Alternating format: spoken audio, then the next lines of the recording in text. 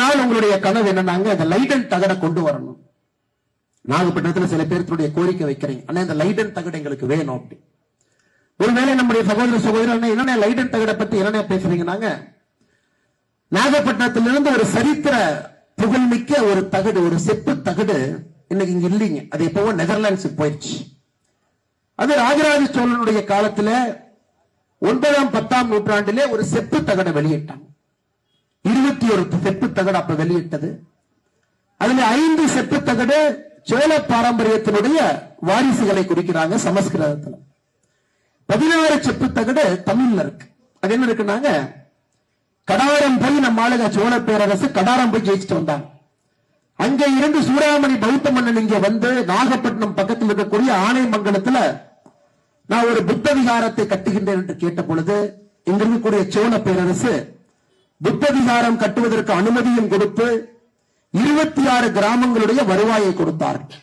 அதை இந்த 16 செப்பு தகடுல ஒரு அக்ரிமெண்ட் போட்டிருக்கிறாங்க சோழர்களும் அங்கிருந்த கடார அரசு. அந்த 16 செப்பு தகடும் 5 செப்பு தகடும் வாரிசு செப்பு தகடும் 21 செப்பு தகடு நெதர்லாண்ட்ஸில் இருக்கக்கூடிய லைடன் பல்கலைக்கழகத்தில் எவனோ கொண்டு போய் வச்சுட்டாங்க ஆங்கிலேயர்கள் இருக்கும்போது. அதை கொண்டு வருவதற்கு பாரத பிரதமர் நரேந்திர மோடி அவர்கள் போராடி செப்பு தகடு மறுபடியும் இங்கே வர வேண்டும். உங்களுடைய சரித்திரங்க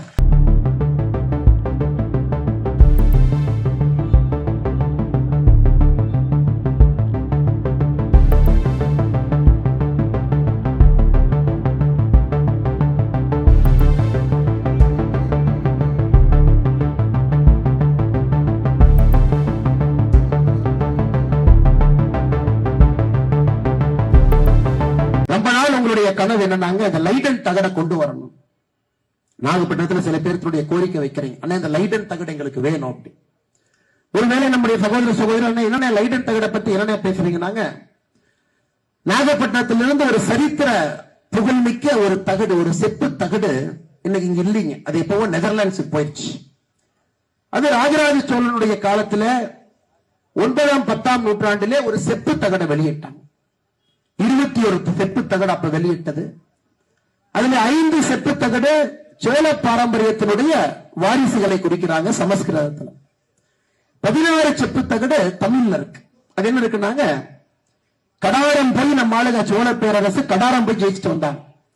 அங்க இருந்து சூடாமணி பௌத்த மன்னன் இங்க வந்து நாகப்பட்டினம் பக்கத்தில் இருக்கக்கூடிய ஆனைமங்கலத்துல நான் ஒரு புத்த விகாரத்தை கட்டுகின்றேன் என்று கேட்ட பொழுது இங்க இருக்கக்கூடிய சோழ பேரரசு புத்த விகாரம் கட்டுவதற்கு அனுமதியும் கொடுத்து 26 கிராமங்களுடைய வருவாயை கொடுத்தார்கள்.